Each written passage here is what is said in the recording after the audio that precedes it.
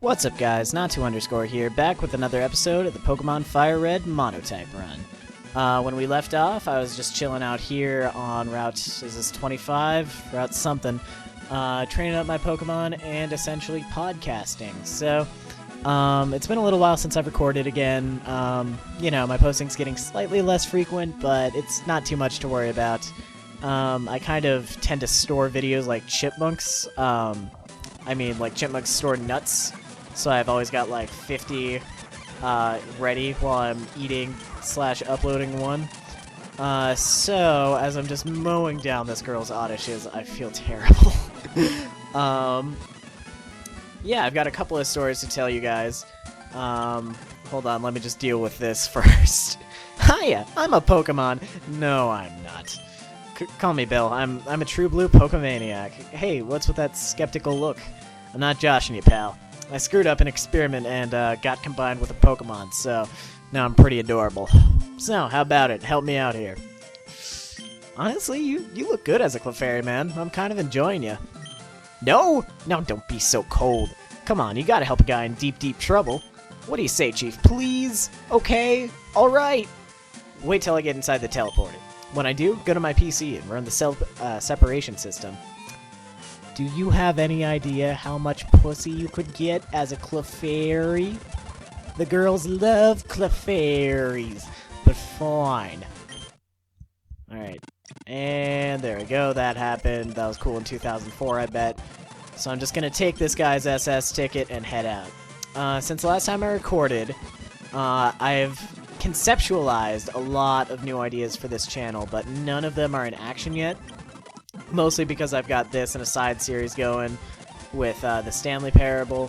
So, yeah, I'm not really going to be adding any new types of videos to this channel in the near future. But I am going to add just a couple of things, like Max and I hung out last weekend and we were discussing some good ideas there. I'm not going to spoil any of those for you. And I actually just stopped trying to record Minecraft Hunger Games series. I'm not going to drop any more than that, but I am going to drop any more than that. My friend Trong and I are going to do a nice little collab series on Minecraft Hunger Games. He's got a YouTube channel, I've got a YouTube channel. We both enjoy Minecraft to some extent, and we're going to make that thing a reality like we tried to do in the 7th grade, make a long story short.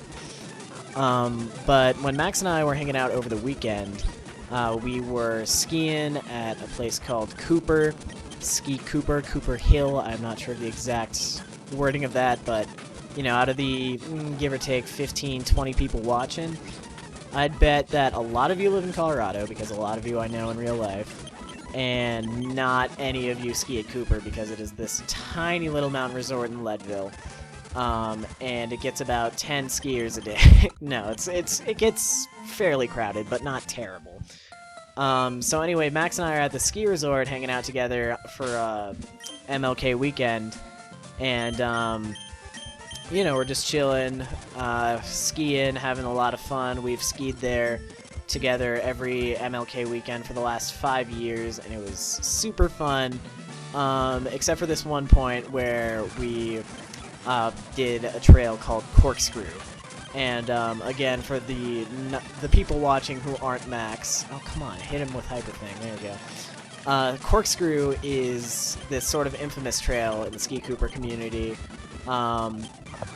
that is basically just this huge tree bashing range. It's super tight, super powdery, tight and powdery.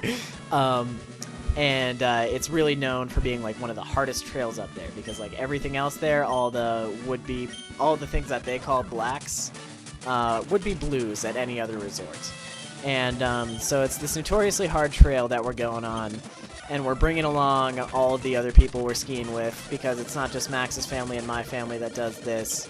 It's like 6 other families as of lately.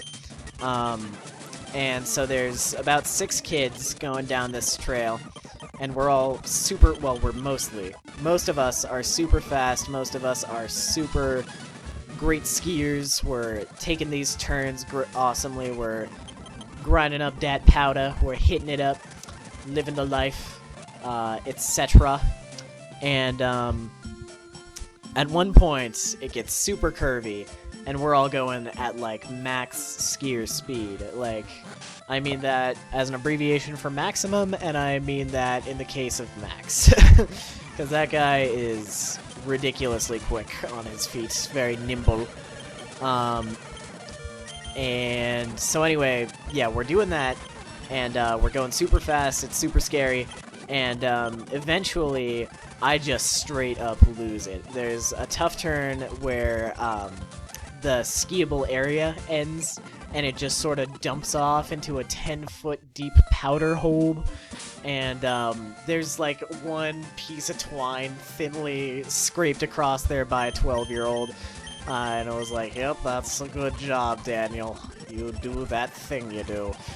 I don't know what the purpose of that tangent was, but I'm gonna own it.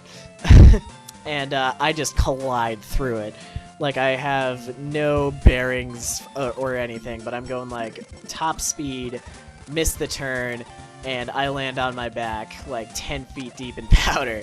And on the way, we had picked up this 6-year-old kid, also named Max, because, like, his parents abandoned him or something, and he needed us to give him a ride, and by that I mean a ski, back to the chairlift so that he could reconvene with them.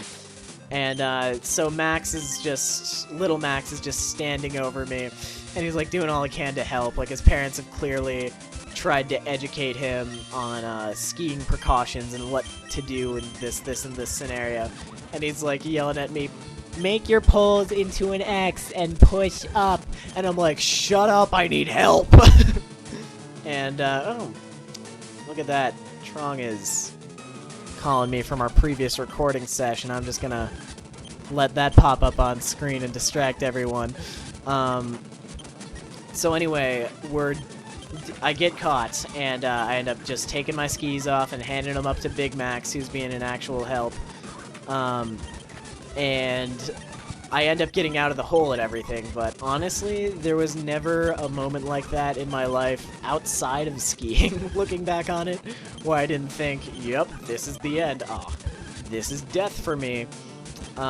So, you know, I just kind of wanted to share that adrenaline moment with you as I just freaking, failed at catching this Meowth. I mean, that story started when I was challenging Misty and ended here, so thank you, Speed Up feature, for making me breeze through Pokemon like it is Candy Crush. So anyway, what I was trying to do there, just now that anecdote is out of the way, is catch a Meowth because I want a 5th member on my team, and I sort of did that without checking to see if I had Pokeballs, which I can afford 52 of. So I'm just gonna buy 10 of those, switch to a Pokemon with a super weak attack. What do you got? Scooter's got quick attack, only deals 40. Alright, there we go, Blastoise, just tackle it. Alright, don't think about it. Just go at that cat, you bird. Birds love cats. I mean, yeah. The joke is, cats eat birds, and I was planning to get everyone laughing with that ski story, so I don't know what to say now, except telegraph every single movement. Alright, Meowth. You're getting tackled. Okay, Meowth is super weak. Oh good, you're level 14, maybe you can take it. There you go. And now I'm just gonna throw millions of... There we go. Alright, good job, Meowth. I'm gonna name you Leo after my IRL cat, not Kyo, Leo. And just move on with my life as if that never happened. So sweet, now I got a 5th Pokemon. Leo, what's your stats, boy? You got terrible everything except for speed, my lord. Like, hold on, let's compare you to everyone else real quick. Freaking 40s, 30s, 50s, 30s, 40s, 40s, 30s, 20s, 50s. I'm describing the numbers that these stats are, by the way. 30s, 20s, 30s. Okay, so you're unevolved is what this is telling me, and also 7 levels under. So that's cool. You're gonna be a nice little weakling. I'm going to heal you up and just shove you right into the line of battle because That's what Pokemon's really all about, if you think about it.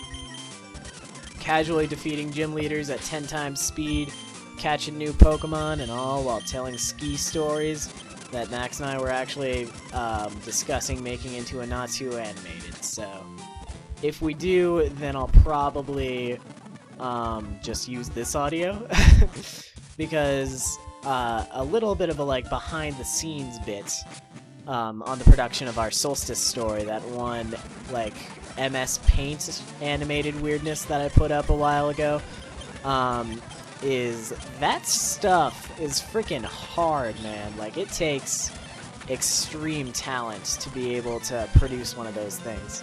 Like, Max and I spent a day writing this, well, not a day, but like 3 hours writing the script and getting really basic like concept art, and then we had to, you know, make like 4 character sprites, which is a lot because you have to freaking hand draw all those stick people and give them a bunch of cloned emotions, and you know, on top of that, you have to make it look not terrible, which I think I did a nyeh job of, just like I did a nyeh job in that battle. You know, it wasn't much, but it's just what 2 bored 14-year-olds do. So, yeah, that's basically what that was a time killer of the year. Like, I'd say of the day, but it took years. And by that I mean we started in 2015 and ended in 2016. You see, I did the New Year's joke as I record this in late January. So, yeah, that's just 2 random long tangents for you guys. That's what Not2_ is becoming, and you know what? It's becoming a great thing at that, because we have gained a lot of subscribers recently. The count has skyrocketed, and by that I mean we got like 5 in the last 2 weeks. So I'm really grateful for that. Clearly I'm doing something right. You know, I've changed so much about this show since it started, and by show I mean Pokemon playthrough. You know, I got this mic, I got, I think, a better sense of what game commentary should be, I got shorter videos, and to change that with a channel and to see that it's working is just a beautiful thing. So, you know, if random 12-minute podcasts is what this is, I like what this is. I'll see you guys in the next one.